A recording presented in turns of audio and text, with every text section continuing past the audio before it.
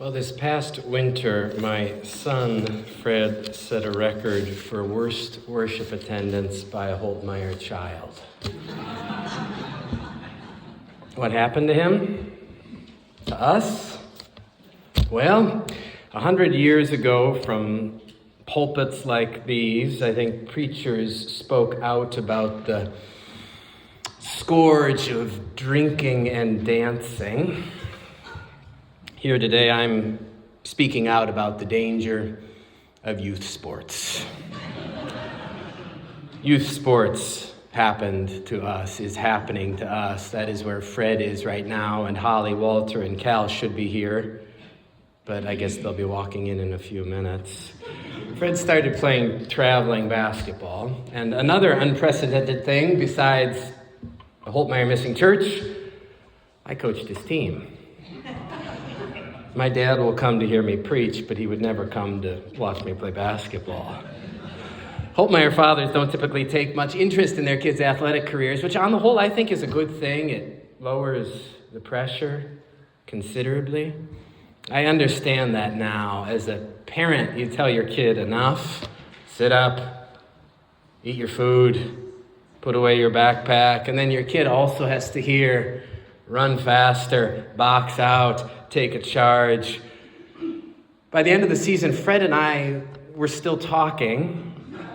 So he said to me, "Dad, promise me you will never coach one of my basketball teams again." I said, "Yes, son, I promise you I'll never do that again." The basketball season actually went fine, though. In fact, it ended pretty well. Any good thing that happened was because I was not the only coach, though.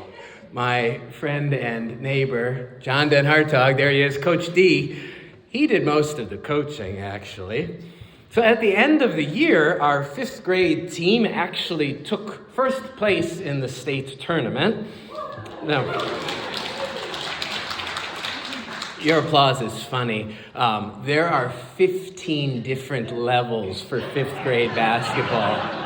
So 15 different state tournament champions, but who cares? They give every one of them a huge trophy.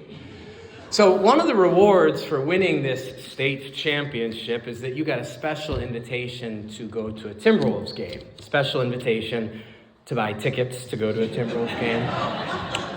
Considering what we had accomplished and the price, I thought that these would be good seats. They weren't. We showed up and we were in the upper bowl, and then we walked and walked and walked and walked and walked and walked and walked to the very top. Walter brought his binoculars, which he used to watch the whole game. Another special reward for winning the state champion was that all state champions were invited onto the court to take a picture with the Timberwolf after the game. They didn't charge you for this, but time is money. So after the game, we walked all the way down and onto the court, and we waited 30 minutes, 45 minutes, 60 minutes, and then we were quickly shuffled onto center court to surround a Timberwolf player who was propped up on a stool, and flash, our picture was taken, and we were escorted off the court. That was it. A whole winter of blood, sweat, and tears for an evening of nosebleed seats and a picture with a statue named Terrence Shannon Jr. Remember 40 days ago? Easter? How joyous that was. How the disciples rushed onto the court and lifted Jesus up. And there was champagne and parades, and everyone was cheering, "Christ is risen, Christ is risen, Christ is risen." But then today happens, and we're sort of in the same position we were 42 days ago when Jesus had died, and we feel alone. You know that old hypothetical question? If a tree falls in the woods and no one hears it, does it make a sound? Well, if Christ returns from the dead, but only sticks around for a month? Has Christ really returned? The account that Sherry read says that there was great joy and the disciples were worshiping continually, but I don't know. I wonder if they felt a little bit like Wilbur from E.B. White's great novel, Charlotte's Web. You remember Wilbur, the little runt pig on Zuckerman's farm? He has no friends, no one until that day. I've been watching you, Wilbur, and I like you. I'd like to be your friend. And he meets Charlotte, and Charlotte saves his life, spinning all those webs, some pig, terrific, radiant, humble. So Wilbur doesn't become bacon.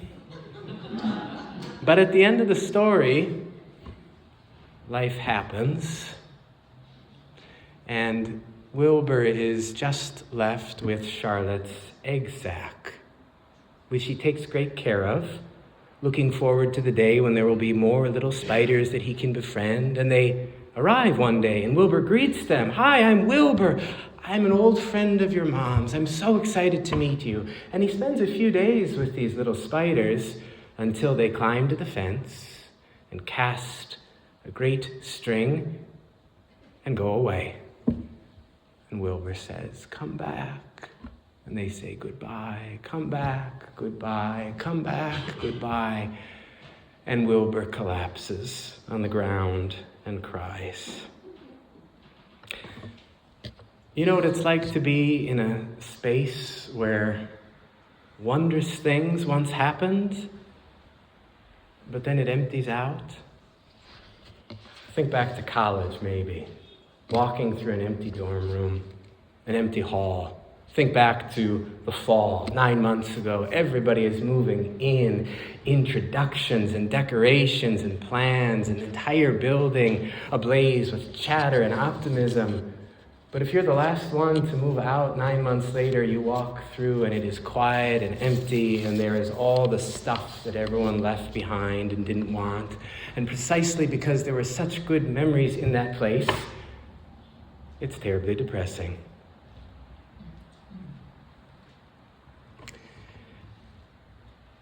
When I was in elementary school,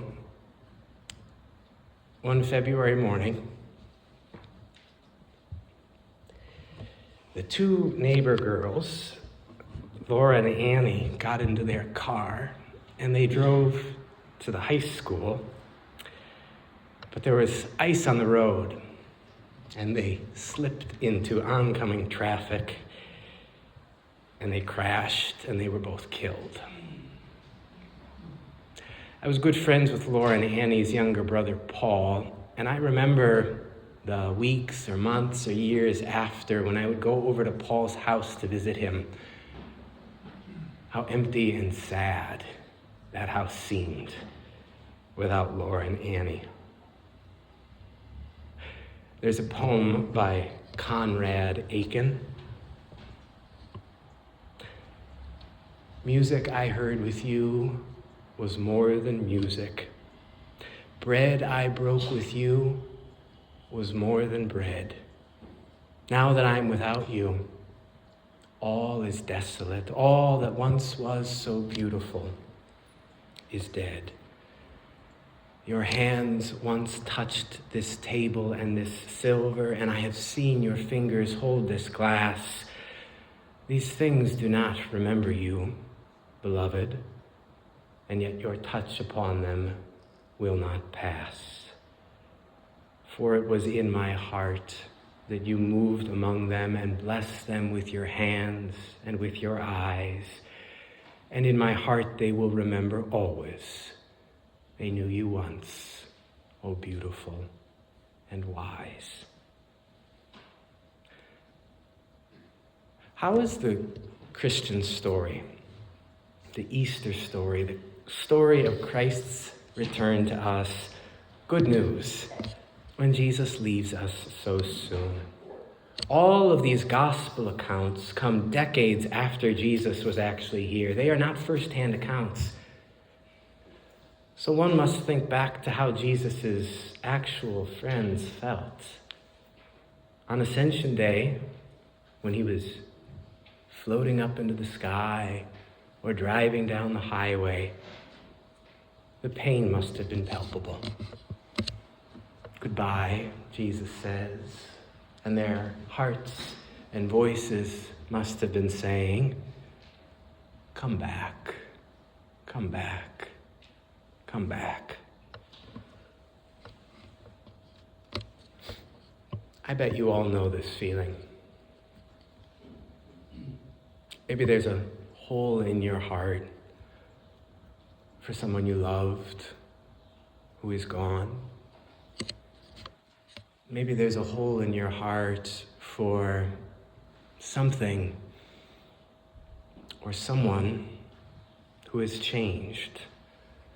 It's life, it's inevitable. A parent holds on to a newborn or chases around a toddler or stays up for a teenager or sits and offers counsel to a young adult, and then they go away. Or a child grows up and becomes a caretaker to their parents. And when mom or dad die, it was time. They had a good, long life. But oh, how we miss you. Goodbye. Come back. Goodbye. Come back. Goodbye. Come back. If we paused our worship this morning and regrouped everyone into a small group discussion, you all had to move into a pew to sit by a stranger. The prompting question, talk about someone you have loved who is gone. Everyone in this room could participate. Everyone. Together, our prayer would be, oh Lord, how we miss you. We know how to talk about this, I think. We have a vocabulary for identifying these holes in our hearts. I think the word is called trauma. Trauma refers to the lasting adverse effects of a difficult experience. You lose a child, or a friend, or a partner, or maybe mom or dad, and it sticks with you. We know that. We have a word for it. Trauma. But I've been wondering, what is the opposite of trauma? And like all of life's biggest questions, I brought this question to Google. One response that I got is that the opposite of trauma is resilience. And I thought this made some sense. Resilience is pivoting or adapting from a hard experience in a healthy way. It's resilience, we all want that. But it wasn't what I was looking for. It wasn't what I had in mind when I was trying to think of what the opposite of trauma is. Because I was looking for a word that describes the lasting impacts of a positive experience or relationship. We know that something bad can stick with us forever. But can something good? I think this is what the Christian story is about. After Jesus' ascension, he is not physically, literally with his disciples. He isn't physically, literally with us. But the memory of his presence reverberates into the present, into the future, with a force that is, for lack of a better word, traumatic, but in the best positive sense. Now, what would that be like? I wonder. Maybe someone would say, when I was little, my parents loved me very much. They would hold me and and talk to me and comfort me.